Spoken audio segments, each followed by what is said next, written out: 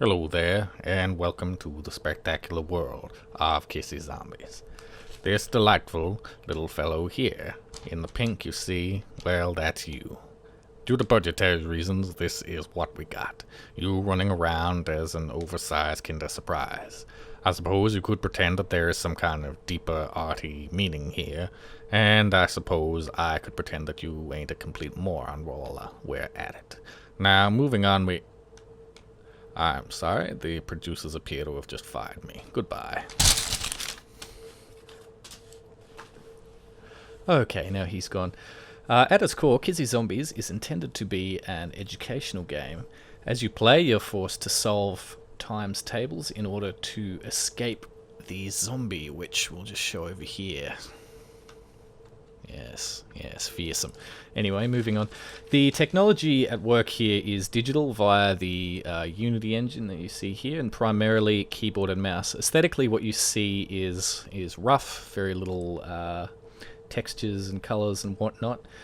But I wouldn't expect that to change massively, between this phase and, say, a finished build. Just at risk of distracting too much from the core mechanic, that being the player's concentration on the math sums. Having said that, there could be space for the implementation of, say, varying platformer elements whilst trying to do the sums, just as an added difficulty.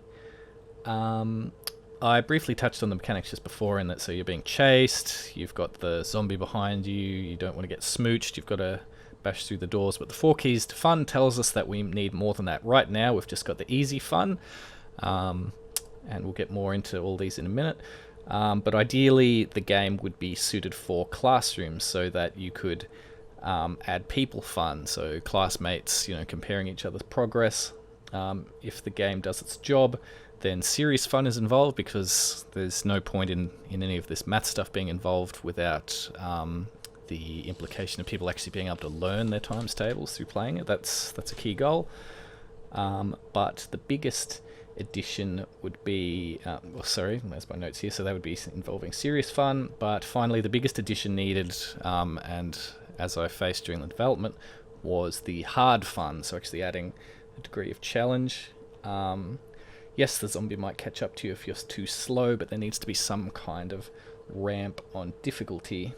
Now, if I just hit play here, so you'll be able to see the game running down there, because as I'll demonstrate, this does appear pretty trivial, a walk in the park.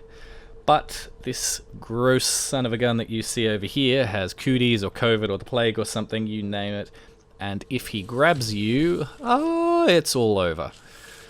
So not the smooches, we don't want the smooches.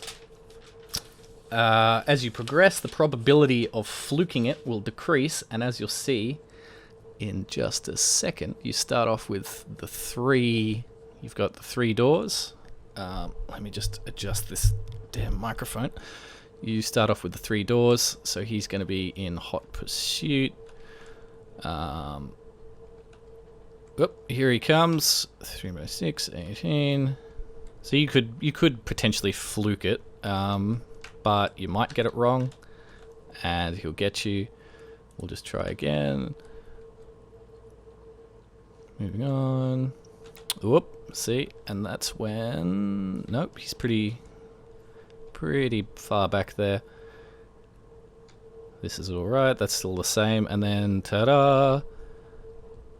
All of a sudden, it's a lot harder to fluke it. So you can imagine more doors being added, and then he grabs you. But I'll just do another demonstration from a side view. So we'll just quit this for 1 second. So we get this is just a better demonstration of this other aspect of the difficulty. So things will branch off. You can imagine varying amounts of doors. Okay. So you've got things happening up. So play view here. As you can see, as time goes on, not only are you going to have to face more doors, but by the end, he's really hoofing it. His speed increases and increases, and he'll get you. So the room for error becomes less and less, And yeah, so I'll just do a full quick run just to sum up and show the pieces a bit more cohesively. Alright, so we're going to go in full screen just to show it off a little bit clearer. So 4x4. Part of the reason that the technology that I went with Unity is because in this sort of mode you have to, as opposed to say a paper prototype, you don't get the same degree of tension that you do in this sort of first person. It would be the same, I suppose, as if you tried to go for a third person, but you have to resist the urge to keep turning around and looking for him. So, and then and that's the last one. Ah, ta-da! You win! Wonderful.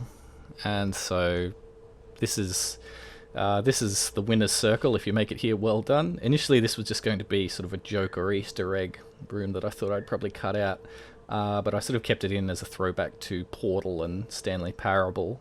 I thought it'd be a fun ending that sort of ties to the easy fun key and the story element of the Tetra, like landing here after a pretty straightforward chase sequence. It's quite a juxtaposition. I thought you might want to explore around this area, and it sort of makes you speculate on who set this up, what's the bigger story at work here.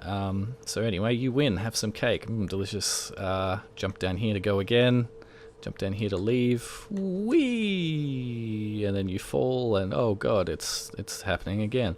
So in summary, that's about it. So thank you for watching, and thank you, little guy. Bye bye.